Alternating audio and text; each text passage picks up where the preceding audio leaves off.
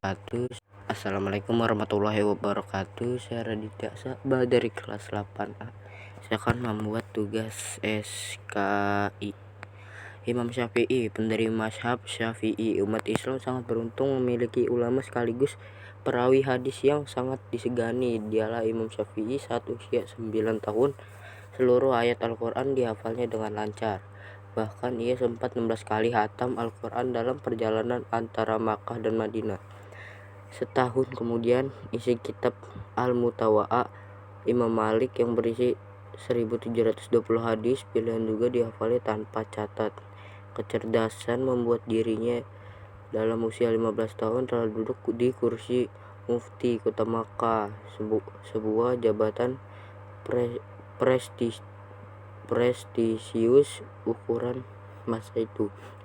Ketika hampir 20 tahun pergi ke Madinah untuk berguru kepada Imam Malik, kemudian pergi ke Irak bergaul dengan sahabat-sahabat Imam Abu Hanifah, selanjutnya ke Parsi dengan beberapa negeri lain. Imam Syafi'i diminta oleh Khalifah Harun ar-Rasyid supaya tinggal di Baghdad dan menyiarkan agama. Pandangan dan pendapatnya diterima oleh segala lapisan. Imam Syafi'i bergaul dengan rakyat maupun pemerintah, bertukar pikiran dengan ulama-ulama, terutama sahabat-sahabat Imam Abu Hanifah. Kemudian ia kembali ke Makkah pada tahun 198 Hijrah. Pada tahun yang sama pergi ke Mesir. Di Mesir inilah Imam Syafi'i menyusun pendapatnya yang baru yang dikenal dengan istilah Qaulul Jadid. Ia mampu memandukan fikih ahli Irak dan fikih ahli hijrah. Dasar usul, ia mampu memandukan fikih ahli Irak dan fikih ahli hijrah. Dasar mazhabnya ialah Al-Quran, Sunnah, Ijma, dan Qiyas. Di antara karyanya monumental Ar-Rasilah di buku pertama tentang usul fikih, Al-Kitab Al-Um yang berisi mazhab fikihnya yang baru.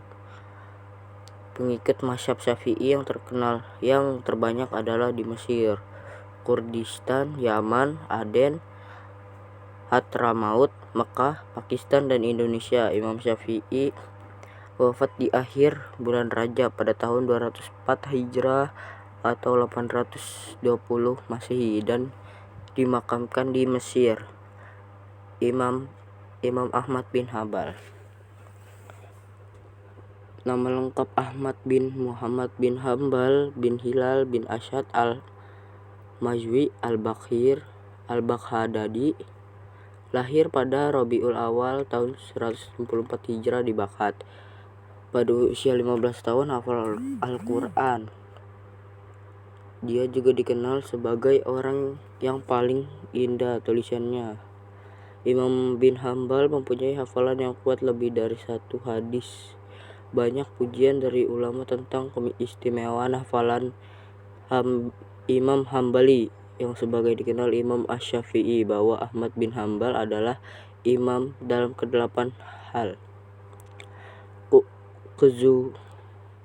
Kezuhudannya pun sangat dikenal, seperti yang diceritakan oleh Maimuni bahwa rumah Abu Abdillah Ahmad bin Hambal sempit dan kecil. Ia memakai peci yang dijahit sendiri dan kadang ke tempat membawa kampak untuk bekerja dengan tangannya. Begitu juga sifat tawadunya. Yahya bin Ma'in berkata, saya tidak pernah melihat orang yang seperti Imam Ahmad bin Hambal. Saya berteman dengan selama 50 tahun dan tidak pernah menjumpai dia membanggakan sedikit pun kebaikan yang ada pada dirinya. Guru-guru Ahmad bin Hambal jumlah lebih dari 280 ulama yang berasal dari seperti tempat Mekah, Kufah, Basra, Baghdad, Yaman, dan lainnya. Imam Bukhari. Guru-guru tersebut diantara lainnya Ismail bin Ja'far, Ahmad bin Abad Al-Taqi, Umar bin Abdillah bin Khalid, Husyaim bin Bashir bin Qasim bin Dimas, Dinar Sulami, Imam Syafi'i, Waqi bin Jarrah, Ismail bin Ulayah, Sufyan Sufyan bin Unayyah, Abzurraqq, Ibrahim bin Wakil. Adapun muridnya diantaranya Ibnu Majah, Imam Asy-Syafi'i, Salih bin Imam, Ahmad bin Hambal, Abdullah bin Imam. Kitab-kitab karyanya sangat banyak, diantaranya kitab Al-Musnad yang berisi lebih dari 27.000 hadis, Al-Juhud Fadahi Ahlil Bait, Jawabatul Al-Quran, Al-Iman, Ar-Rad, Al-Jamiyah, Al-Syaribah, Al-Farid. Imam Hambali meninggal pada umur 77 tahun hari Jumat 12 Rabiul Awal tahun 240 Hijrah. Dalam proses penguburan dihadiri oleh 800.000 orang pelayat lelaki dan 60.000 orang pelayat perempuan. Ulama tafsir, mutafsir. Pada masa Daulah Abbasiyah, ilmu tafsir mengalami perkembangan sangat pesat. Di masa Daulah Abbasiyah bermunculan karya-karya di bidang fisik tafsir yang dipelajari untuk generasi berikutnya. Pada masa di metode tafsir mengacu pada dua cara.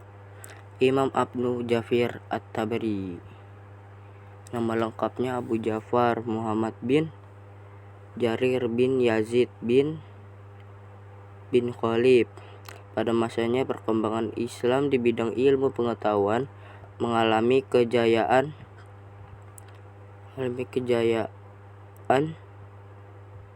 dan kemajuan. Kondisi ini semakin mengembangkan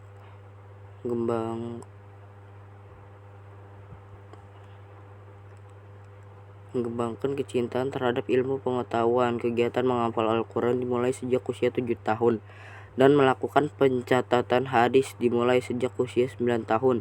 Semangatnya luar biasa dalam menuntut ilmu, sekaligus juga semangat untuk melakukan ibadah. Pada usia 8 tahun memperoleh kepercayaan menjadi imam salat. Ia melakukan perjalanan ilmuwan ke kota Rai, Baghdad, Suriah, dan juga di Mesir. Rai berguru pada Al-Razi di bidang hadis, pada Al-Musanna bin Ibrahim Al-Ibli. Kebakat ingin berguru pada Ahmad bin Hambal. Sayang sesampainya di sana telah wafat. Kemudian menuju dua kota besar